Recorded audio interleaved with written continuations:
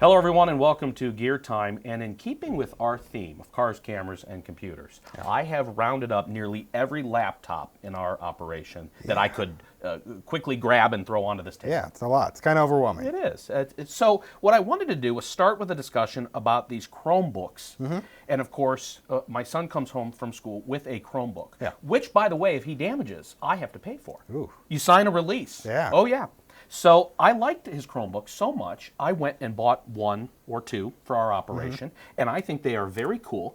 And I have to have your thoughts on this. First of all, there's a Chrome operating system. Yeah, Chrome OS. Chrome OS.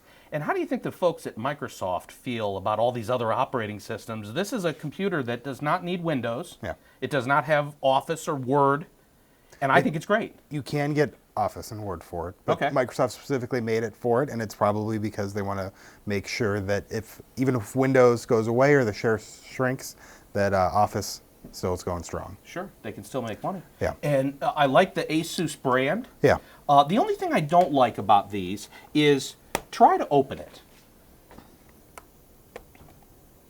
You kind of have to use two hands. Right, so yeah, I it's end a up... pretty strong hand. Yeah, I end up like this, and I found it's easier to just open it.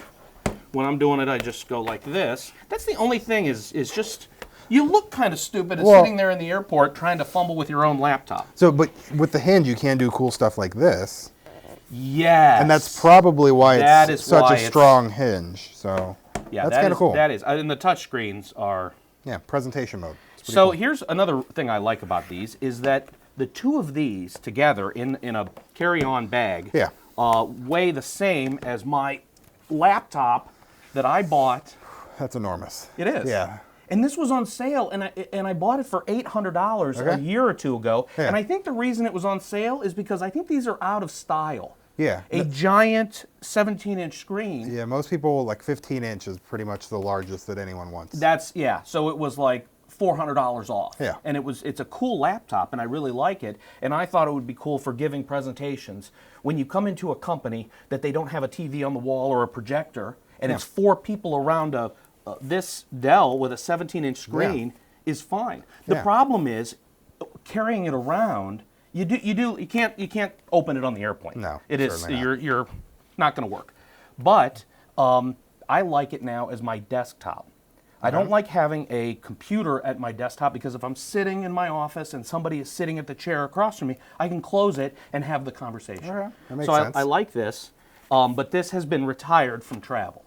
Makes sense. Yeah. Who wants to carry that around? No, that was a bad idea in terms of portable laptop. Yeah. The next thing we might discuss, and this segment could be a comparison, because you have this Surface, and this was $1,000. And I bought it a few years ago because I wanted to do this kind of thing, and this is lightweight, and it has the detachable keyboard. Yeah.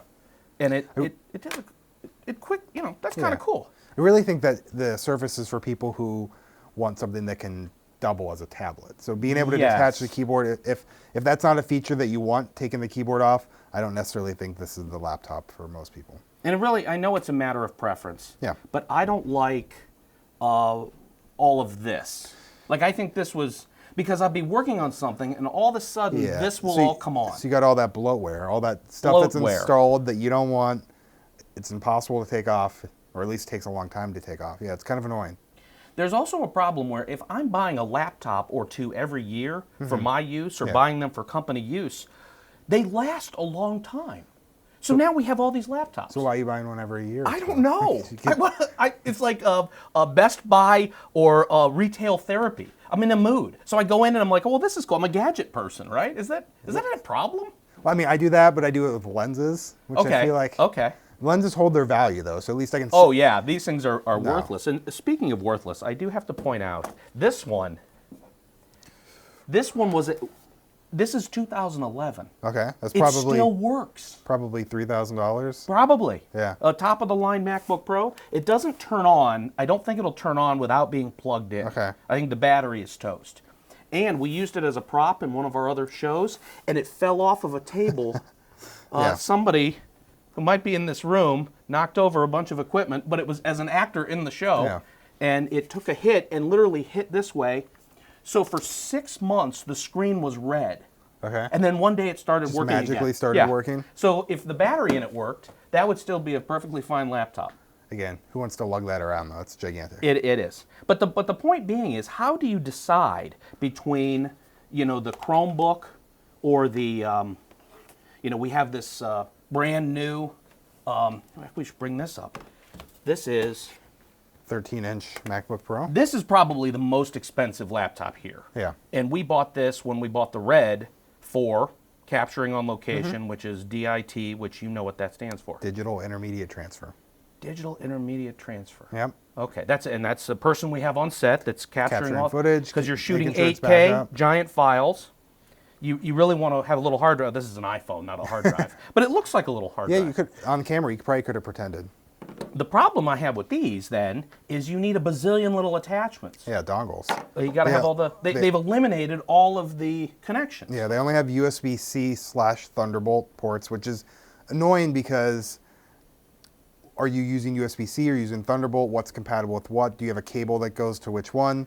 And one of them is the power supply. Yeah. Which is fine if you're fully charged, but if you're working all day on set, you want to keep it. So you need a dongle that also supplies power. And does that slow down the transfer rate if you have one? It shouldn't, no. If you've got your hard drive with all your footage, your external drive, and then you've got the red capture device, and that has they're all going into the dongle. Yeah, so USB 3 has a transfer rate of 5 gigabits per second, and Thunderbolt 3 has, I believe, 40 gigabits per second. Oh my gosh. So, yeah, you can have multiple things running over each It still takes 30 port. minutes to capture an entire card. So that is the hard drive that's slowing you down. Not, Right. If you're transferring it to an SSD, it would go a lot faster. Right. Yeah, that's Be a the lot whole more thing. expensive, though.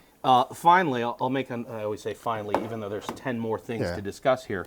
One of the reasons I went with the Asus brand, these have to be, we were discussing this earlier, 8 years old? Yeah, maybe at least 10? up to 10 years We old. started buying these Asus laptops for everybody at the company. Everybody got one. And they might have been $200 or $300 in 2010, Still work? 11. And they still work. Wow. They still work. Now, they get viruses or they act funky. The one thing we use them for, too, is for the Blackmagic program, or if we have that switcher for live conferences, or for video roll-ins. Yeah. You just need an extra laptop that's going to run a prompter. I would like to say on the viruses, people give computer viruses. Computers just don't get them on their They don't own. just go on the internet and find the virus? No, it's bad computer practices. Well, It's the person running the computer that's getting the virus. Oh, I see. Yeah. All right, so why don't you sum it up for all of us today? If you're going to buy a laptop today, what do you buy? How did you decide between a Microsoft Surface kind of thing or a desktop, big laptop with Windows or a Chromebook or a Mac? It's your use case or what kind of programs you need to run. So if you can run everything that you need to do inside a web browser, that's pretty much what Chrome OS is giving you, just with some desktop bells and whistles. So if you're primarily using it for internet, Chrome OS is great. It's pretty inexpensive. They make really nice computers. If you're trying to do stuff like Photoshop, Premiere, more productivity type stuff, I don't think this is the best option. And then you'd be, Windows or Mac, and then it depends on just personal preference. It is amazing to me how much I get done just working in a browser. Yeah. Our accounting system is online. We're into Google Docs for everything we do. Everything is in the cloud. Yeah. So again, other than like photo and video editing, even some of that stuff might be starting to come over. Sure. You can get a lot of stuff done on Chrome OS. Well, that is our presentation on the laptops at Mosier Media, the history of laptop computing at Mosier Media. And to summarize, to finalize, to wrap it up, I'm sure people have tuned out by now, so we could probably just talk all day on this topic because people have already clicked away. But if you're still with us, you got to think an iPhone 8, is it fair to say the computing power here, is it greater than any of these old machines? Could you say that? Oh yeah, absolutely. Is that true? Yeah. Like the computing power of a current mobile phone is greater than? Yeah, without a doubt. Really? The iPhone 11 has better single core performance than I believe the brand new Mac Pro does. Now, when you start factoring in GPU and multi-threaded applications, obviously that's why you buy a 2019 Mac Pro. But just in terms of a single processor, single threaded performance, the phones are outstanding these days. It's unreal. So if you were going to go buy a laptop, what would you buy? A 16-inch MacBook Pro. Without question. Yep. We're not going PC. No. We're sticking with Macs. I am. Yeah. Just, again, personal preference. I'm used to Mac OS, and even if you can get something that is faster in a PC in terms of raw performance, I am faster using Mac OS. And I don't want to retrain myself, so I'm just going to stick with what works for me. All right. Well, we're getting the signal to wrap it up as usual. I've gone a little long by talking too much. It happens. Thank you for coming in and giving me your thoughts on all the laptops at Mosier Media. And thank you for watching Gear Time. We'll see you on the next one.